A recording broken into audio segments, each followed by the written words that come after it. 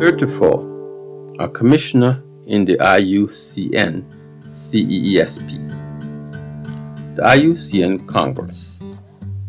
The International Union for Conservation of Nature, IUCN, is a worldwide union of governments, private sector organizations, and civil society organizations that sets the official UN standards for conservation policies and practices.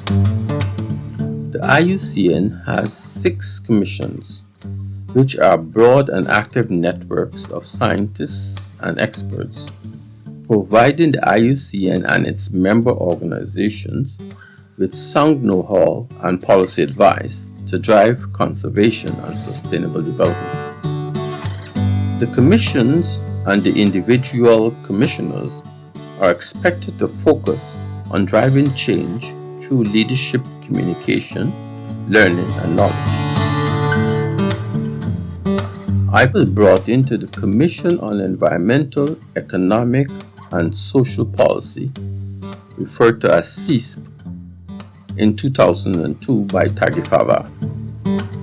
He had become the chair of this commission. CEESP was a unique network of more than 1,200 volunteers representing disciplines from biology and anthropology, economics and law, to culture and indigenous peoples, among others. Its mission was to generate and disseminate knowledge, mobilize influence, and promote actions to harmonize the conservation of nature with the critical social, cultural, environmental, and economic justice concerns of human society. We were each expected to do so in our own private capacity. Every 4 years, the IUCN would hold a World Conservation Congress, bringing together several thousand leaders and decision makers from government, civil society, indigenous peoples, business, and academia, with the goal of conserving the environment and harnessing the solutions nature offers to global challenges. The practice was that prior to the formal conferences of delegates, there would be a 3-day, quote, global synthesis workshop program involving the technical experts. This technical grouping was expected to produce the results of worldwide research in a manner that would assist the general plenary of delegates to formulate policy. As a CEESP commissioner, I participated in 2 such World Congresses, the 4th and the 5th Congresses in 2004 and 2008 respectively. Each Congress would have its own theme and was hosted by the government of a member state. My concern in CEESP was that the most serious environmental threats to human health were to be found in rural areas and in the poor urban slums of the developing world. These included inadequate shelter, unsafe water supply, poor sanitation, contaminated and inadequate food, and local pollution. I apologize if all this sounds like I'm describing the world situation in 2021 minus the pandemic, but this is how our forum's publication described our call to duty back in 2004. According to the WHO and the World Bank, environmental improvements at the household and community levels would make the greatest difference in health in developing countries. My contribution was that this would be made even more possible by wealth creating opportunities at the enterprise level. The 2004 IUCN World Congress. The 4th IUCN Congress was hosted in Bangkok, Thailand between November 18th and 20th, 2004. The theme was Health, Poverty, and Conservation. I chaired workshop number 18. mobilization conservation to end hunger, the implications of food sovereignty, food security, and the right to food for biodiversity conservation. As the introduction to the workshop program stated, successful conservation can no longer be confined to protected areas alone, and conservationists need to turn their attention to the wider landscapes in which protected areas were embedded. The key message of my workshop was that biodiversity conservation and sustainable use of natural resources were critical to ending hunger and reducing poverty. Improvements in local environmental conditions facing the poor could lower the incidence of major killer diseases by up to 40%. Thus, we should look to these as the fundamental contributions that the conservation community will have to make in order to achieve those goals.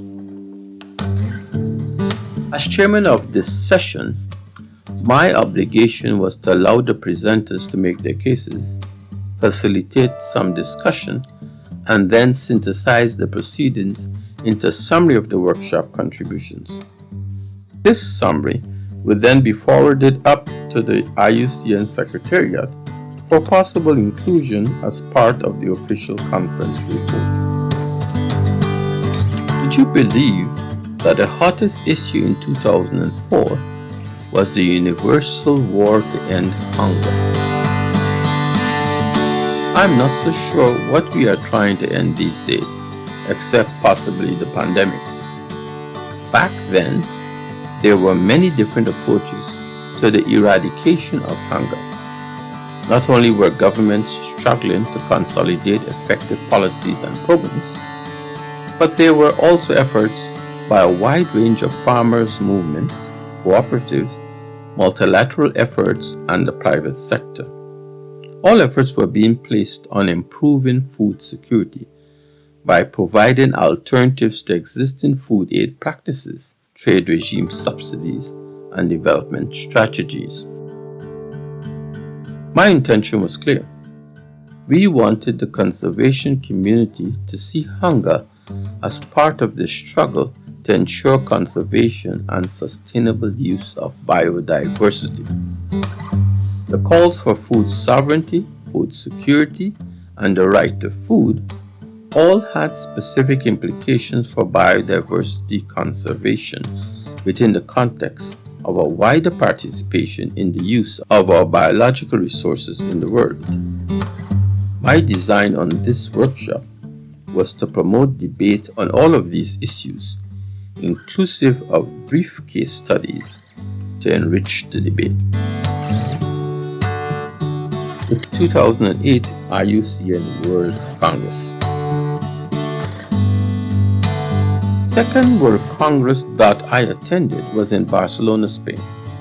This was held from the 5th to the 14th of October 2008 and involved more than 6,600 leaders from government, the public sector, non-governmental organizations, businesses, UN agencies, and social organizations, all discussing, debating, and agreeing on solutions for the world's most pressing environmental issues.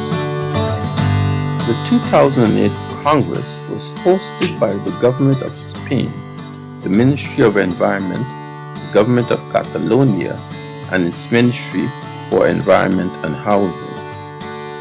The provincial and city governments of Barcelona also played a key role in hosting the Congress.